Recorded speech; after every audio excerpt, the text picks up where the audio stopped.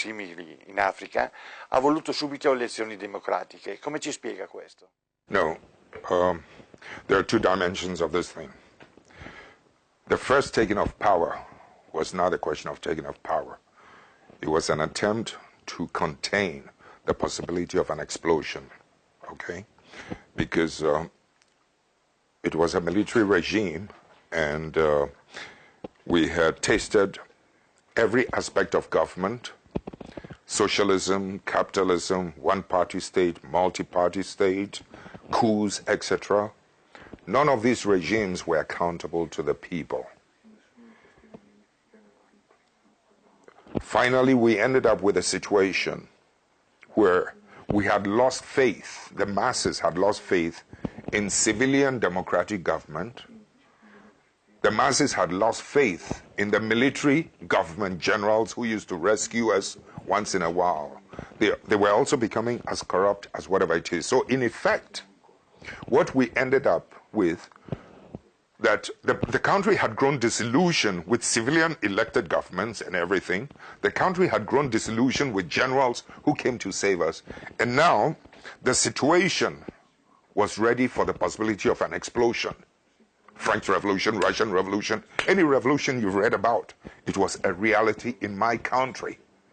And it was dangerous because very often in some parts of the world, let's say in my part of the world, for instance, it is not the medium of education, the medium of respect, of merit that is used to govern people, but they use the medium of fear to terrorize the people into a state of subjugation.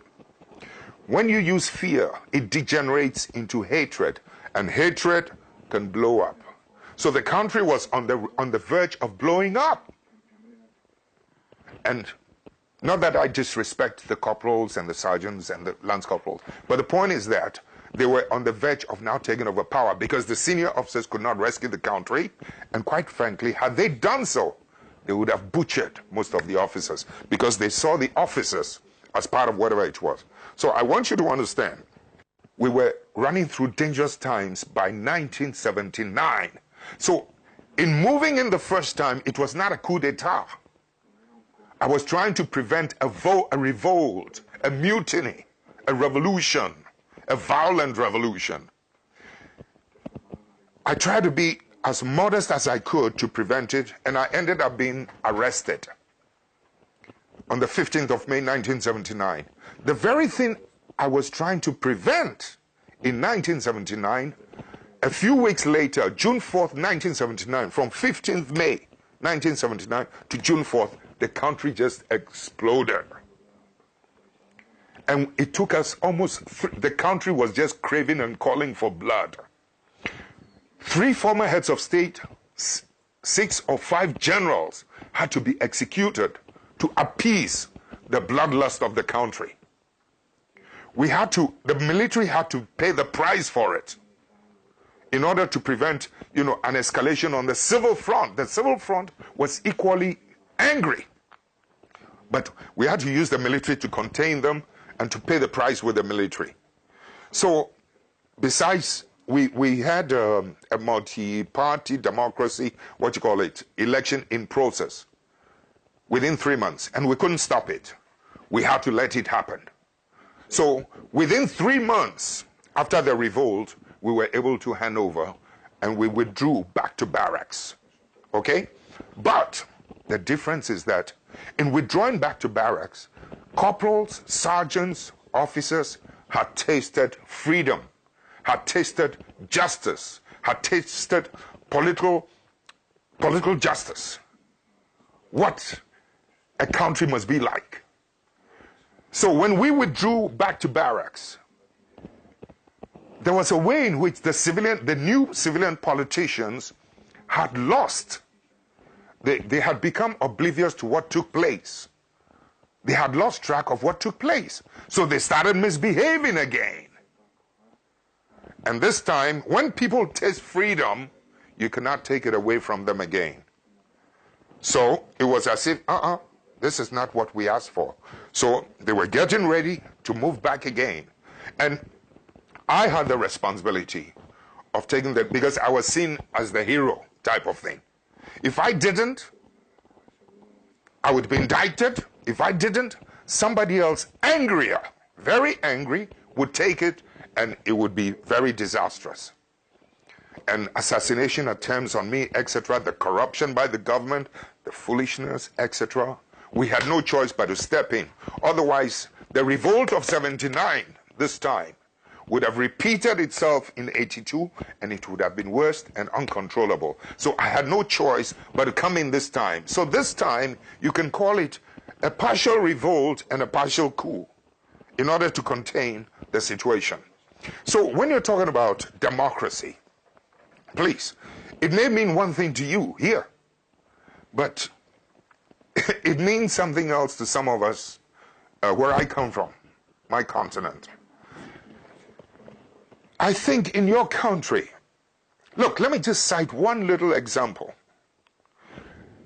When we had to go into multi-party democracy, and I was invited to come and give a talk in a church house, and I said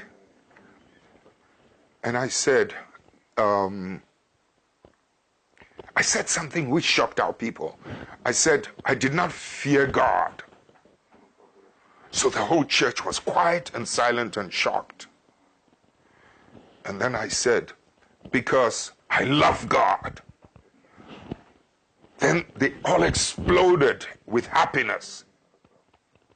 So I turned it around and I said, how many of you are not afraid of your bosses at work?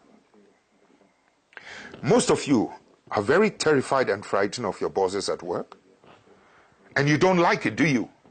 The whole church was quiet. You know, thousands of people, big place.